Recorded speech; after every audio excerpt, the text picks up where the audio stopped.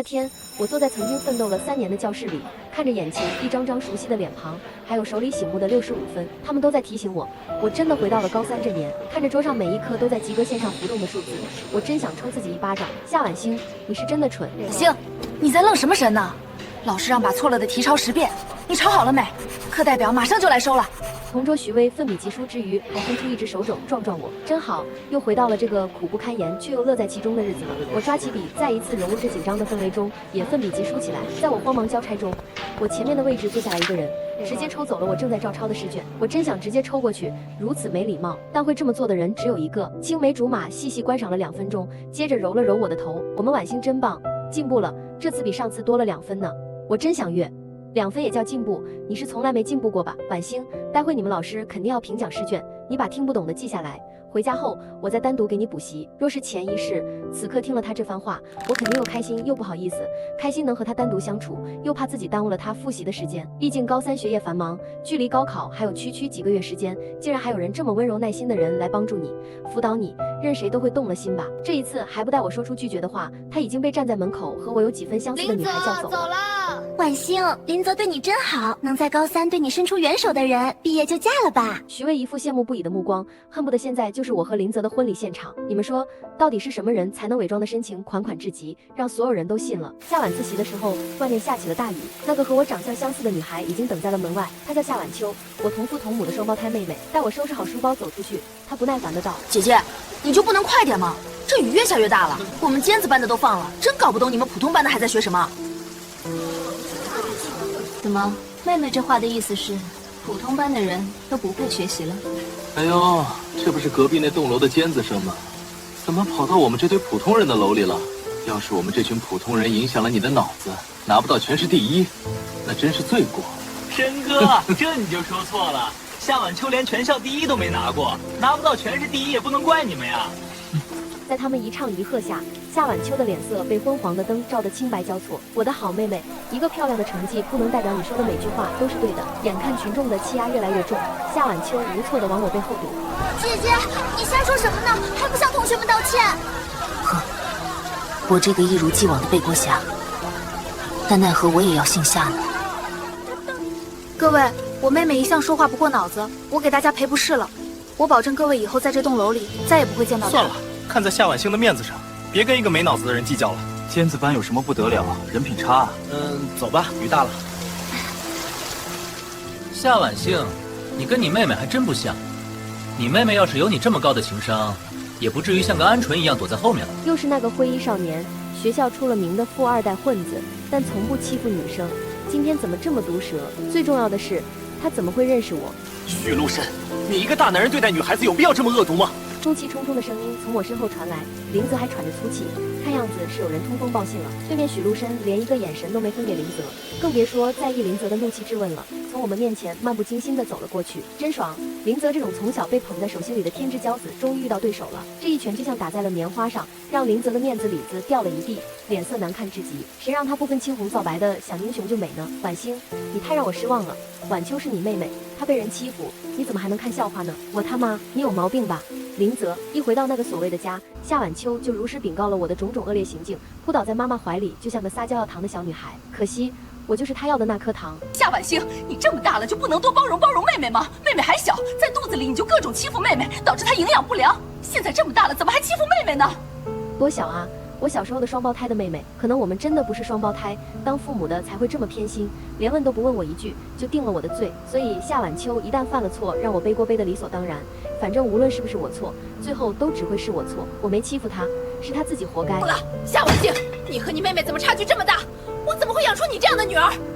不爱护妹妹就算了，还撒谎不承认，学习不行，顶嘴倒挺厉害。秋秋这次全年级前5，你呢？又是倒数第几？看着眼前一脸嫌恶的女人，真的有些怀疑，她真的是我亲妈吗？为什么同是女儿，差别对待就这么大呢？她是失忆了吗？是她让我不要考好，伤了夏晚秋的心啊！曾经我也是学习上的佼佼者，哪个老师不夸我一句聪明？就因为我的妹妹为此极度伤心生了病，从此我考试就再也不能超过她。有一次夏晚秋考了年级前3，爸爸妈妈高兴地为她庆祝，当然还不忘了顺便数落我一顿。我当时年纪小，很是不服气。第3算什么？我下次给你考个第1。妈妈蛮不屑地笑了。没放在心上。但当我下次真的拿了第一回家的时候，她连笑容都没了，因为藏在肚子里被我欺负的没营养的妹妹，又因为没取得好名次伤心犯了病。我不仅没有热闹的庆祝，连考好成绩的权利都没有了。我和夏晚秋怎么能是姐妹呢？明明是克星。就在僵持不下的时候，林泽开了口：阿姨，你别说婉欣了，婉欣也挺努力的，而且今天的事情我已经说她了，现在我先去给她补习了。就是这样一个每跟父母闹矛盾都会帮我说话的人，我放在心里，信任依赖那么多年的人，最后捅了你一刀，怎么能不痛呢？妈妈顿时散了脸上的怒容，带着从未对我有过的温柔。小泽也来了。夏婉欣从小脑子就笨，你给她补习也是浪费时间，会不会耽误你复习的时间？阿姨，经过我的补习，婉欣成绩明显有所提高，你相信我。林泽啊林泽，我夏晚星真是让你们费尽苦心，但我不想玩了。第二天不出意外的，我被数学老师叫了过去。刚进办公室，一张65分的试卷直接拍在了我脸上。夏晚星，你真是蠢得不可救药。昨天评奖试卷你到底有没有在听？为什么错了的题还能改错？答案写在黑板上，照抄也能抄错吗？一时还在办公室的老师纷纷侧目看来，包括另一个交了白卷正在被训斥的学生。我的脸皮就算死了一次，还是没练厚。瞬间红了脸，充血至耳后，眼泪配合的速速往下掉。老师，我认真的改了，这都是林泽一步一步教我的。老师扯过我手里的试卷，拍在桌子上，还撒谎。夏晚星，林泽教你能错这么多，是不是你自己想敷衍了事，认为老师不会认真看？我2只手一起胡乱的抹着眼泪，真的是林泽教的。林泽说你教的不对，他教的是他们尖子班的算法。数学老师脸色黑沉的正欲说什么，我从兜里掏出手机打开录音，我害怕我自己记不住他的讲解，就都录了音。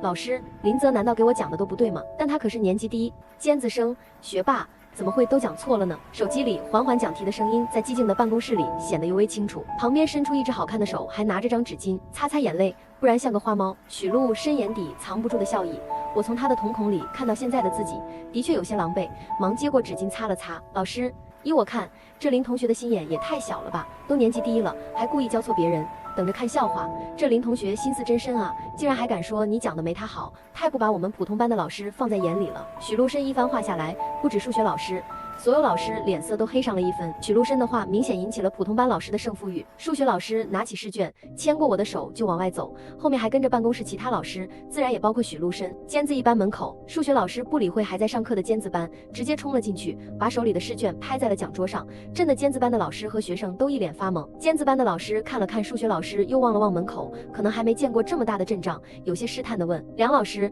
这是怎么了？梁老师打开手机录音扔在讲桌上，正好任老师你也是尖子班的数学老师，你们尖子班的算法我当老师的都没听懂，何况是学生，麻烦任老师给我解解惑。越往后听任老师脸色越黑，简直就是误人子弟，不会讲题就不要瞎讲。梁老师，我们尖子班可从来没教过这种算法，你可能误会了。梁老师冷哼一声，任老师我可没误会，这不你们班林泽同学的声音吗？他口口声声说这是你们尖子班算法，我特意来请教呢。所有人的目光都望向了坐在第3排的林泽，复杂至极。至于林泽嘛，要是有个地洞的话，他可能就钻进去了。这是你口中的笨蛋蠢货还给你的礼物，满意吗？林泽，任老师还抱有一丝侥幸。林泽，这是你吗？林泽涨红着脸，羞愧的低下头，半晌没开口。我的眼泪又合适的掉了下来。林泽，你怎么可以这样？你每天给我补习的都是错的吗？所以我才总是考不好。你这样害我，是想看我的笑话，还是看梁老师的笑话？认为梁老师就教不出成绩好的学生？梁老师气得直冷笑。任老师，我也不知道年级第一的学生故意教错我的学生，他到底是想看我学生的笑话，还是我的笑话？任老师脸色尴尬的陪着笑，这不可能。任老师，这没有什么不可能的。刚刚在办公室我们这么多人都听见了呢，就是林泽同学故意的。许璐身边说边夸张的画了一个圈，以示证人特别多，别想抵赖。梁老师一把拉过我，刚刚我还把小姑娘骂了一顿，原来是有人存心陷害。任老师，我们学校以德育人，这品行不行的学生，学习再好也不顶用啊。当天的事情在许陆深的加工下闹得轰轰烈烈，学校想为这个第一遮掩都不行。最后的处理结果是让我们的好学生林泽在国旗下念了人生中的第一份检讨。林泽，这一次你有第一的位置保驾护航，下一次可就没有了。台下许陆深伸出手臂攀在我肩上，解不解气？自然解气。其实我早就知道林泽教我的都是错的，但当时一心恋爱脑，不忍心下了林泽的面子，何况父母也不在乎我的成绩，所以考多少不是考呢？不是，许陆深，你怎么又跑我们班上来了？许陆深乐呵呵的笑，夏晚星，你终于不眼瞎了。我还真眼瞎过，当了1个月缩头乌龟的林泽，再也没之前那么高调。他找到我的时候，我正在跟许陆深抢饭，没错，是抢饭。许陆深，这鸡腿是我的。2人的筷子大战800回合，坐在许陆深旁边的周阳从头发上扒拉下一根菜，挑起碗里的鸡腿。深哥，要不我的给你。许陆深抢食的动作不停，直接回了句滚蛋。周阳摇了摇头，埋头啃起了鸡腿。林泽就是这个时候来的。夏晚星，1个月了，我决定原谅你了。3个人同时停下动作，看向餐桌旁说的一脸认真的人。我从他们的脸上也看到了3个字：有病吧。夏晚星，我知道上次那件事你肯定不是故意的，看在我们这么多年的情分上，所以我原谅你了。呵呵，我还真是故意的。我端起手里的餐盘，直接扣在了林泽身上，就像现在这样，我是故意的，真是够恶心的。这事闹到了教导主任那里，教导主任语重心长地教育我：夏同学，我知道你和林同学有些矛盾，但同学之前应该相互包容，何况林同学是我们学校重点栽培对象，你呢，有什么值得我们关注的？我大言不惭地夸下海口，不就是个第一吗？考来玩玩。在教导主任明显不屑的神情下，许陆深的表现倒是深得我心，不就是个第一吗？到时候送你2个玩玩。2天后的月考最后一科结束铃响起的时候，许陆深已经等在了考场外面。自从和林泽闹掰以后，他倒是和我越走越近了。晚上想吃什么？我想了想，回道啤酒。烧烤。等到烧烤上的差不多的时候，周阳也来了。他们尖子班的就是爱上科协。得了，你们俩真是皇帝不急急急太监，你们是不是忘了向孙大胖夸下什么海口？我啃了一口手里的串，拍了下他的肩膀，示意他稍安勿躁。我夏晚星从不轻易夸海口，夸下的海口嘛，必然要实现。桌上的串吃的还未过半，讨厌的人就来了。真是冤家路窄，一脸冰霜的林泽旁边还站着个犹犹豫豫的夏晚秋。果然讨厌的人身边全是讨厌的人。林泽居高临下的看着我，夏晚星，你现在就这么堕落了吗？阿姨看到会伤心的。我上次那盘子饭他肯定没吃饱，所以才要多管闲事。林泽，你到底在骄傲什么？你虽然是年级第一，但周阳也好歹是年级前10吧。我们一起吃个饭怎么就堕落了？何况你马上就不是年级第一了。晚星，我知道你在生我的气，就算你跟孙主任的打赌输了，我也不会让你当着全校道歉的。毕竟我是一个男人，让女孩子是应该的。只是现在高3关键期，更应该把时间花在学习上，而不是整天跟一些只会交白卷的人混在一起。见到林泽本就笑意淡了些的许陆深，此时更是直接起身一拳揍在林泽的鼻梁上，打得林泽向后面的桌子倒去。倒是许陆深不紧不慢地收回手，朝着正在吃烧烤的其他顾客：各位抱歉，打扰各位的兴致了。现在我收拾个人渣，今晚随意消费，账单都算我的。林泽挣扎着起身，扑向许陆深，一时间2人扭作一团。虽然揍林泽这种虚伪的人很解气，但犯不着因为他在高考前还要进局子。我和周阳拉开许陆深，夏晚秋终于也给力了一次，拦住了林泽。林泽，姐姐想怎么样就怎么样吧，别管了，不能因为一时冲动影响我们2个的前途啊！可真是我的好妹妹。赶走林泽后，我去附近的药店买了点药回来，自认为用了最小的力气去给他擦伤的地方上药，可这家伙竟然还喊疼。我把棉签往他手里一扔，那你自己来。许陆深拿起棉签又放回我手里，还是你来吧，疼我也甘之如饴。我甚是无语，看见周阳2手捂着眼睛，问他怎么了，他头摇得跟个拨浪鼓似的，没眼看，没眼看。对了，嫂子，你知道你那好妹妹有多自恋吗？对于这个不太贴切的称呼，我决定忽略。她干什么了？周阳来了兴趣，放下手里的串，不知道他是从哪听到申哥喜欢他的，然后他就屁颠屁颠的找到申哥，说什么申哥长得很帅，喜欢他是有眼光，但要追他还不够，希望申哥能考进年级前10，就考虑让他做男朋友。嫂子，你那妹妹着实跟你不一样啊，你面对申哥可含蓄多了，我实在不能理解他那句总结是在夸我呢，还是在夸我？不过这是夏晚秋能干出来的事，从小到大谁不顺着他？他仗着漂亮，跟只孔雀似的，喜欢他的男生更是多不胜数，就以为所有人都该喜欢他了。许陆深拿了一把串堵住周阳的嘴，星星，我可没喜欢过别人，我只喜欢你。周一排名下来了，我和许陆深并列第一，他还真是深藏不露，我可是实打实的在背后努力，因为我不甘心因为任何人的决定，任何人的心情就真的放弃自己的人生。徐巍高兴地跑向我，晚星，我身边坐了一个宝，我居然不知道，看这次林泽还怎么骄傲，没想到他能装得对你那么好，真是太恶心了。班上同学向我祝贺之余，光打听我到底怎么做到的，下次考试也帮帮他们。我知道一夜之间从倒数到第一，任谁都不信，但别人信不信都没关系，因为从今天开始，我只做真正的夏晚星，为自己人生负责的夏晚星。班主任办公室，其他班的班主任正在向我的班主任阴阳怪气的道贺，教导主任也在。夏同学，我知道年轻人气盛，但是要用对地方，距离高考不过100多天，你做这些事情只能欺骗自己，欺骗不了你的未来。人家许陆深家里资产多的几辈子都花不完，人家想怎么玩玩都可以，你呢？你有什么？我听说你的父母都更爱成绩好的夏晚秋，你这样做不怕他们更失望吗？说吧，这件事情是谁主使的，所以这事只能逮着阮氏子捏。谁都知道我夏婉欣无依无靠了，就活该被冤枉、被顶锅、被欺负。我反驳的话还未说出口，办公室猛地被人踢开，许陆深霸气侧漏地走进来。他有我上一世的许陆深从未出现在我的生命里，我们就像两条平行线，从未相交。那么这一世我们已经有了焦点，结果又会怎样呢？主任，为人师表要以身作则啊，怎么能草率的去冤枉你的学生？你要知道，你现在的行为很可能毁了一个积极向上的学生，那你罪过就大了。学校突然多了2个第一，不应该高兴吗？要证明我和夏同学有没有作弊很简单，你们这么多老师随便抽，看我们能不能答上来。何况还有下次考试、下下次考试、高考，时间都会证明我们的清白。我已经叫了我爸，若是你不相信我，就跟他谈吧。孙老师猛地站起来，许陆深，你这孩子，这学校还在调查，你爸那么忙，你叫来干什么？许陆深无所谓的打了个电话。那行，我爸大忙人就不麻烦他了。你们这么多老师，随便来考，如果我们都答对了，这次的事情就先放下。办公室各科老师都有。1个小时后，在我和许陆深的侃侃而谈下，所有老师由不可置信到兴奋。孙老师激动地拍着我和许陆深的肩膀，好孩子，真是深藏不露，低调至极。我们学校为有你们这么不骄不躁的孩子感到骄傲。就在一众老师与有容焉的时候，办公室门再次被打开，夏晚秋扶着我妈，怒气冲冲地走了进来。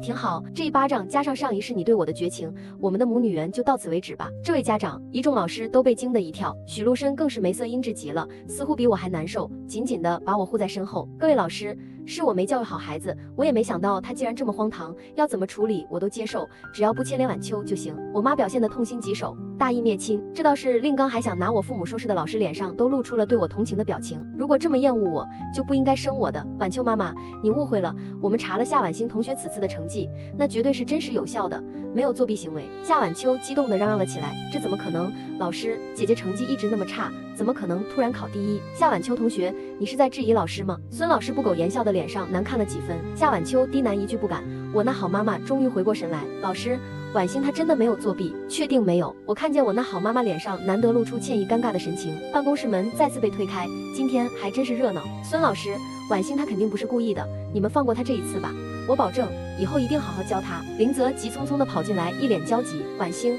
你怎么这么糊涂？现在就算作弊得了好成绩，也没有任何用处的。我淡淡的看着他担忧的样子笑了。林泽，谢谢你这么关心我。婉欣，我帮你是应该的，你放心，我肯定会让老师对你从轻处罚的。你想考好成绩，我慢慢教你就是。嗨嗨，孙主任尴尬的咳嗽了2声。林泽同学，夏婉欣同学的成绩真实有效，没有作弊嫌疑。神？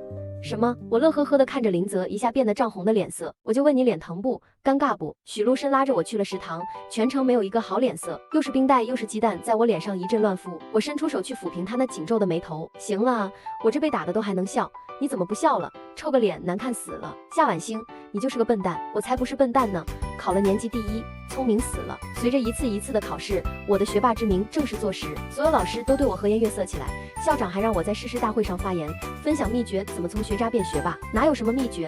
秘诀不过是我从未放弃我自己，日日夜夜依然努力。果然，当你努力变得优秀时，世界都对你美好了起来，讨厌的人都不会来你面前蹦跶了。倒是夏晚秋，成绩下滑的厉害，在家里哭了几天，质问爸爸妈妈现在是不是只爱姐姐，不爱他了。爸妈给足了耐心陪伴，怕临近高考一紧张又犯病。秋秋，不管你考多少名，你都是妈妈的骄傲，成绩不能决定一切，就算这次没考好，下次又来就是了，身体最重要。我提着书包直接回了房，没太在意。数学试卷最后一道大题，我翻来覆去演算了好多遍，还是没得出正确答案，有些烦躁的扔下笔。卧室门被人轻轻打开，妈妈端了一杯牛奶进来。婉欣，学习别太累，喝点牛奶。我端起杯子，在想上一次妈妈给我端牛奶是多久来着。婉欣啊，秋秋这2天情绪有些崩溃，可能是高考来临让她过于紧张了些，高考考不好事小，我害怕她别又犯病了。我停下喝牛奶的动作。所以呢，婉欣，大家都知道你是学霸了，要不这次高考你先让着妹妹，明年你又来。手中的杯子啪的掉在地上，乳白色的牛奶溅得到处都是。母爱易碎，就像这杯子一样，里边盛不住东西的。我和夏晚秋的高考并不冲突，这一次我不会再让。妈妈拍桌而起，你这孩子怎么这样？我这孩子就这样啊，你不要就算了。高考最后几天，天气闷热的厉害，像是酝酿着一场即将到来的暴风雨。这一次不仅我自己紧张了，连学校的老师都来关怀了我几次，让我放松心态。班里哀嚎声一片，有人哀叹苦逼的高3生涯终于要结束了，有人哀叹我还没复习好怎么办？而我第一次出了意外，这一次再也不能。高考前一天，林泽找到我，婉欣，以前是我不对，希望你能原谅我，我们清华见。许陆深恶狠狠的道。我和星星上北大，我拉回身旁这只时而温驯、时而凶狠的恶犬许陆深。我们也上清华，总不能因为讨厌的人而放弃自己的梦想。进考场前，许陆深扬起好看的笑容。星星，清华见。最后一声高考铃响起，我又一次结束了我的青春，这次平安无事。考试外，几个老师急匆匆地走过我们考室，往旁边走去。我在外面看了半天热闹，许陆深终于走了出来。他自然地揽过我的肩。星星，夏晚秋作弊当场被抓，他身上被搜出了纸条，会不会连累你？可能吧，但问题不大。我可以先发声明，替我好妹妹认错。前世高考，我被当场抓获作弊，监考老师搜到我身上纸条的时候，我自己都不知道那里什么时候装了东西，我直接被停止考试，接受调查。爸妈直骂我丢尽了他们的脸，一气之下要和我断绝关系，任我怎么解释都没有用。还有我那好妹妹发了一篇长长的微博，替我道歉，感叹我不争气，毁了千千万万高考学子公平竞争的机会等等。我的事情经过她的诚恳道歉，在网上迅速发酵，我的所有个人信息全被扒了出来，网上一片骂声，就连我一向信任的林泽都在指责我，让我道歉，何况是从未爱过我的父母。跳河自尽那天，父母带着妹妹就在边上冷冷地看着，只有一个人毫不犹豫地跳下河朝我游来。但我真的不想活了，太累了。做鬼2个月，我跟在林泽和夏晚秋身边2个月，才知道原来我作弊的事是我那好妹妹一手操作，而林泽早就知情，他却没有为我说过一句话。夏晚秋对我的死似乎伤心至极，林泽，都是我的错，我只是想让姐姐不要考过我，没想到她承受力这么差。爸妈如今只剩我一个女儿了，他们不能再失去我了，我一定要养好身体，好好照顾他们。晚秋，那毕竟是你姐姐，你怎么能真的这么做？夏晚秋扑倒在林泽怀里，阿泽，你天天给姐姐补课，不会喜欢上她了吧？爸爸妈妈现在只剩我了，不能再受打击了，你不会告诉他们的吧？林泽不屑地嗤笑一声，夏晚星那个蠢货，我怎么可能喜欢他？既然如此，也算他倒霉，在他们眼里，我不过就一个可笑的倒霉蛋而已。走出考场，许陆深的爸妈已经等在了那里，他们脸上都带着喜悦和激动，高兴地商量今晚要吃什么。我的父母嘛，应该正忙着处理夏晚秋的事，暂时没空管我，那就自己潇洒吧。许陆深不知道和他爸妈说了什么，他爸妈朝我看了一眼，竟笑着离开了。朝我转身走来的许陆深，一时间竟跟河里奋力游向我的影子重合了起来。你怎么回来了？许陆深一把牵过我的手，我怎么忍心留下我未来媳妇一个人？你瞎说什么？成绩出来的时候，我抑制住了狂欢，因为家里气氛实在低压，只有许陆深跟我分享了喜悦。他打来电话邀请我去参加他爸给他办的升学宴，我没有犹豫地答应下来。就在穿好衣服准备出门的时候，被叫住。你去哪？妈妈阴沉的目光看得我毫无波澜。去参加朋友的升学宴，一个东西猝不及防地向我砸来。夏晚星，你到底有没有心？你看看你妹妹现在什么样了，你还有心思去参加宴会？我捡起地上摔成2半的遥控器放好，毅然转身出了门。身后夏晚秋蜷缩在角落里反复念叨，不是我作弊，是姐姐作弊，是夏晚星作弊，不是夏晚秋啊。夏晚秋为了逃脱责任，直接成了精神病，真假难辨。门外林泽不知何时等在了那里。晚星，能给我几分钟吗？我有些话想跟你说。我看了眼时间，和许陆深约定的时间快到了，到晚了他又要不开心了，我们之间没什么好说的。他拉住我要走的手，又仓皇地放下。晚星，我最近梦到一些事，梦里我对不起你，我只是想跟你道个歉，不重要了。林泽，被冤枉的夏晚星没等到你的道歉，没被冤枉的夏晚星更不需要了。晚星，我不去清华了，报了北大。我知道你肯定不愿意再看见我了，那就不要再见了吧。我往前走去，竟看见了许陆深，他朝我笑得傻傻的，眼里全都是我。我的心又甜又涩，他这个主角怎么跑出来了？他牵住我的手向车跑去，还好我来接你了，不然你这么慢，是不是又要放我鸽子？到了升学宴现场，根本没见到许陆深的爸妈，一群同学见到我的到来欢呼起来，状元！状元，原来是许陆深安排了一个聚会，请了班上同学还有好友，给我这个状元庆祝，闹了一晚上，直至天快亮才慢慢消停下来。我借着酒意凑近许陆深，许陆深，你为什么喜欢我？可惜酒精上头，直接倒在他身上醉了过去，没听见他的回答。许陆深来接我去清华报道的那天，我妈破天荒地送我出了门。晚星，有时间还是多回家看看。我拉着行李箱的手停顿了一下，这是还要我这个女儿吗？许陆深拉过我的箱子，又牵住我的手，阿姨，你放心，我会照顾好星星的。清华大学校门口，历经2试，我终于站在了这里。有学长想来帮我搬行李，被许陆深霸道地护在怀里，一直把我送到宿舍楼下，才依依不舍地转身去找他自己的宿舍。我到的时候，已经有2个女孩子在了，一个叫徐萌，一个叫李安雪，都是很可爱的女孩子。她们听见我的介绍，停下收拾东西的动作，惊讶地拉着我：“你就是今年的状元夏晚星，不是吧？不是吧？也太厉害了！不像我踩线进来的，也就运气好了一点。我不好意思的笑了笑，能就清华的谁没有2把刷子？收拾好东西，徐萌约着一起去熟悉下校园。我们下楼有一搭没一搭的聊着，直到前面篮球场传来一阵欢呼，申哥接球，徐萌拉着我们挤进人群时，许陆深正一个漂亮的3分投进篮筐。哇，这是学长还是新生？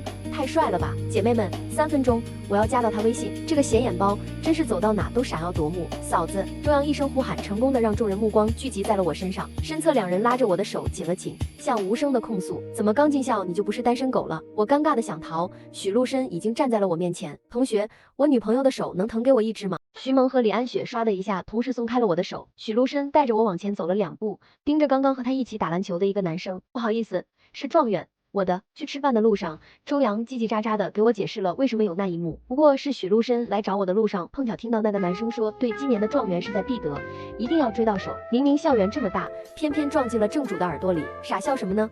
想吃什么？许陆深，我喜欢你。看着周洋又用双手捂住了眼，我才惊觉刚刚脑袋一热说了什么。想解释一下时，就看见许陆深眼里的笑意快要包裹不住了。算了，让他高兴一下吧。我就是好喜欢许陆深。夏晚星，我们毕业就结婚好不好？真快忍不住了，你怎么这么可爱？周洋紧捂着双眼，申哥，咱们这饭还吃不吃？作为优秀校友，被请回母校给下一届高3学子传授纪念。时隔3年再回母校，还是要感慨一句，以前的江晚星真幼稚，明明卯足了劲不服输，却还要吊儿郎当的装听话，只想得到妈妈的一句认可。后来才发现，不喜欢你的人，你做什么都是多余；喜欢你的人，你站在那里笑一笑，他都会尽全力奔向你。幸好老天爷厚待我，让我能还一次那人奋不顾身的救命之恩。上台发言的时候，洋洋洒洒的说了很多，但最重要的只有一句话：不要听外界任何声音否定自己，你只需要负责对自己的人生努力就好。台下，许陆深随着一众学生一起鼓掌。后来的江晚星秉持着他的座右铭，努力的成为自己想成为的人，在自己喜欢的事业里闪闪发光。